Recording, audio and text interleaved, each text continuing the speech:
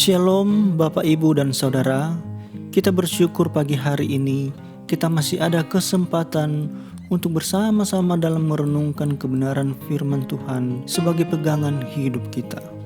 Sebelumnya kita berdoa. Terima kasih ya Tuhan untuk kasih dan setiamu yang tidak pernah meninggalkan kami. Jikalau kami bisa ada hari ini, itu semua hanya karena anugerah-Mu. Dan sebelum kami kembali dalam melakukan segala aktivitas, kami mau merenungkan firman-Mu. Biarlah Engkau memberkati kami semua, supaya melaluinya kami semakin diteguhkan dalam iman percaya kepadamu. Dalam nama Tuhan Yesus Kristus kami berdoa. Amin. Bapak, Ibu, dan Saudara, tema perenungan kita pagi hari ini masih ada harapan. Di dalam bacaan Yesaya 32 ayat 11 sampai 17. Demikian firman Tuhan.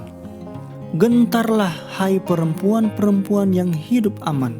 Gentarlah hai perempuan-perempuan yang hidup tenteram. Tanggalkanlah dan bukalah pakaianmu. Kenakanlah kain kabung pada pinggangmu. Ratapilah ladangmu yang permai dan pohon anggurmu yang selalu berbuah lebat. Ratapilah tanah bangsaku yang ditumbuhi semak duri dan putri malu. Bahkan juga segala rumahmu tempat bergirang-girang di kota yang penuh keriaan. Sebab purimu sudah ditinggalkan dan keramaian kotamu sudah berubah menjadi kesepian. Bukit dan menara sudah menjadi tanah rata untuk selama-lamanya, menjadi tempat kegirangan bagi keledai hutan dan tempat makan rumput bagi kawanan binatang. Sampai dicurahkan kepada kita roh dari atas, maka padang gurun akan menjadi kebun buah-buahan, dan kebun buah-buahan itu akan dianggap hutan.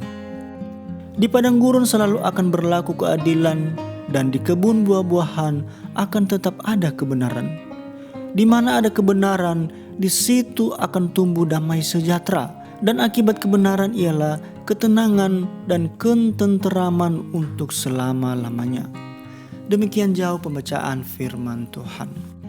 Bapak, Ibu, dan Saudara, jikalau kita memperhatikan pada ayat-ayat sebelumnya, di dalam ayat 1 sampai ayat 8, di sana dikatakan bahwa Nabi Yesaya mengungkapkan harapannya kepada bangsa Yehuda, yaitu terwujudnya keadilan di Israel. Telah diungkapkan di pasal 28 ayat 7-19 bahwa para pemimpin Yehuda berlaku korup dan tidak adil.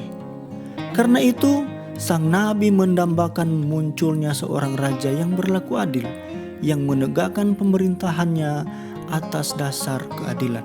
Bila sang raja berlaku adil, bawahannya pun akan bertindak adil. Dalam hal ini sang nabi mengkritik tindakan raja. Di satu sisi, jika raja atau pemimpin Yehuda adil, maka jalannya kepemimpinan di seluruh Yehuda akan didasarkan atas dasar keadilan. Namun di sisi lain, yang terjadi adalah pemimpin Yehuda berlaku korup, sehingga ketidakadilanlah yang terjadi. Tak heran bila nabi mengharapkan Allah mengutus seorang Mesias, raja yang akan menegakkan keadilan di bumi Israel. Pengharapan sang nabi dapat digolongkan sebagai pengharapan mesianis. Setelah mengungkapkan harapannya, nabi mengajarkan bahwa semua tindakan ada konsekuensinya. Ungkapan dalam tanda petik perempuan-perempuan pada ayat 9-20 lebih berarti kota Yerusalem, atau kota dalam bahasa Ibrani dipakai dalam bentuk feminim, dan kota Yerusalem sering juga disebut Putri Sion. Bangsa Yehuda dalam hal ini diwakili ibu kotanya Yerusalem, yang saat itu disebut dengan perempuan-perempuan merasakan aman dan tentram. Ini tentu karena mereka mendapat perlindungan dari Mesir di bawah ancaman Asyur.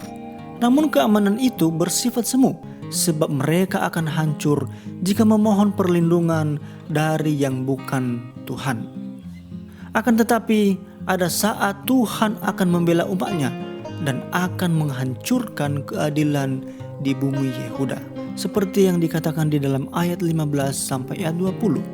Ternyata masih ada pengharapan bahwa Tuhan akan menegakkan keadilan bagi umat. Itulah pengharapan di tengah kesulitan. Bapak, Ibu, dan saudara-saudari, Tuhan memang akan selalu bertindak adil terhadap orang berdosa. Ia akan menjatuhkan hukuman terhadap orang itu.